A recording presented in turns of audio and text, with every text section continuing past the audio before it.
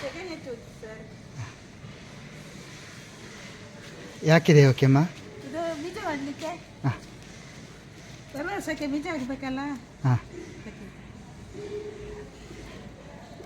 ಇದು ಸುವರ್ಣಗೆಡ್ಡೆಗೆ ಸಗಣಿ ಹಚ್ಚಿ ಒಣಗಿಸಿ ಮತ್ತೆ ಅದನ್ನು ಬೀಜ ಬರಲಿಕ್ಕೆ ಹಾಂ ಮುಂದೆ ಬರಲಿಕ್ಕೆ ಚಿಗುರುತ್ತದೆ ಅಲ್ಲ? ಸಿಗುತ್ತದೆ. ಅದು ಸಗಣಿ ಹಚ್ಚಿ ಎಷ್ಟು ದಿವಸ ಇಡಬೇಕು? ಒಂದು 20-25 ದಿವಸ ಆಗುವಾಗ ಅದು ಮೊಳಕೆ ಬರ್ತದೆ. 20 ದಿವಸ ಇಡಬೇಕಲ್ಲ? 20 ದಿವಸ ಇಡಬೇಕು. ಹಾಂ.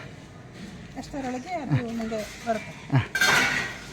ಸುವರ್ಣಗೆಡ್ಡೆ ಇದು ಕಟ್ ಮಾಡಬೇಕಾ?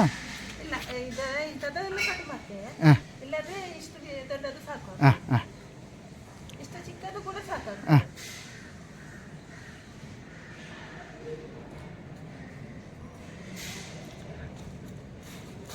20 ದಿನದ ತನಕ ಸಗಣಿಯಲ್ಲಿ ಹಚ್ಚಿ ನೆರಳಲ್ಲಿ ಇಡಬೇಕು. ನೆರಳಲ್ಲಿ ಇಡಬೇಕು.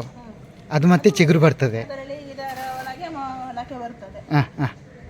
ಚಿಗುರು ಬಂದು ಮೊಳಕೆ ಬಂದು ಮತ್ತೆ ಗುಂಡಿ ತೆಗೆಸಿ ಹಾಂ ಅದನ್ನು ಉರಿಸಿ ಹಾಂ ಸಗಣಿಯನ್ನು ಹಚ್ಚಿ ನಡುವುದು. ಹಾಂ. ಗುಂಡಿ ಎಷ್ಟು ಆಳ ತೆಗಿಬೇಕು? ಒಂದು 2 ಫೀಟ್ ಆಗಲ್ಲ, ಹಾಂ ಹಾಂ 2 ಫೀಟ್ ತಾರ್ಕ ಹಾಂ ಅಷ್ಟು ಬೇಕಾಗ್ತದೆ. ಹಾಂ.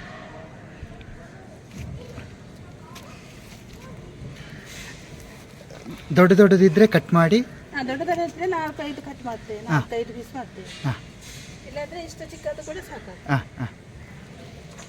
ಚಿಗುರು ಬರಲಿಕ್ಕೆ 20 ದಿವಸ ಬೇಕಲ್ಲ? ಬೇಕು.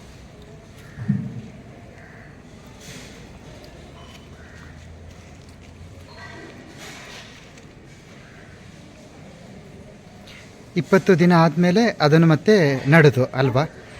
2 ಫೀಟ್ ಗುಂಡಿ ತೆಗೆದು 2 ಫೀಟ್ ತಾರ್ಕ ಮಾಡಿ ಹಾಂ ಉರಿಸಿ ಹಾಂ ಎಲ್ಲ ಇದು ತೆಂಗಿನ ಸಿಪ್ಪೆಲ್ಲ ಹಾಂ ಅದೆಲ್ಲ ಹಾಕಿ ಉರಿಸಿ ಸೂಟನೆಲ್ಲ ಮಾಡಿ ನಡುವುದು.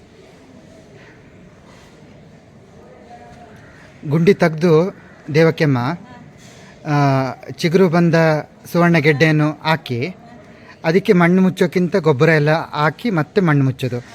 ಗೊಬ್ಬರ ಎಲ್ಲ ಅದರಲ್ಲಿ ಉರಿಸಬೇಕು. ಹಾಂ. ಉರಿಸಿದ ಮೇಲೆ ನಡೆದು ಎಂತ ಮಾಡಬೇಕು ದೇವಕ್ಕೆಮ್ಮ? ಉರಿಸಬೇಕು ಅದನ್ನು ಬೆಂಕಿ ಹೊತ್ತು.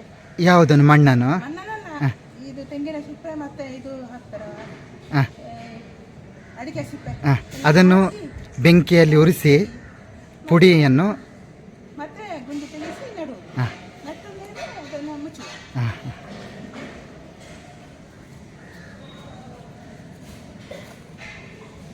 ಸುವರ್ಣಗೆಡ್ಡೆ ತುಳುವಿನಲ್ಲಿ ಕೇನೆ ಅಂತ ಹೇಳ್ತಾರಲ್ಲ? ಹಾಂ. ಇದ್ರದ್ದು ಔಷಧಿಯ ಗುಣ? ಹಾಂ ಹಾಂ. ಹಾಂ. ಮೂಳೆ ಗಟ್ಟಿ ಆಗಲಿಕ್ಕೆ. ಹಾಂ. ಮತ್ತು ಆಪ್ರೇಷನ್ ಆದವರಿಗೆ ಕೇನೆ. ಹಾಂ ಹಾಂ ಹಾಂ ಹಾಂ. ಆಪ್ರೇಷನ್ ಆದವರು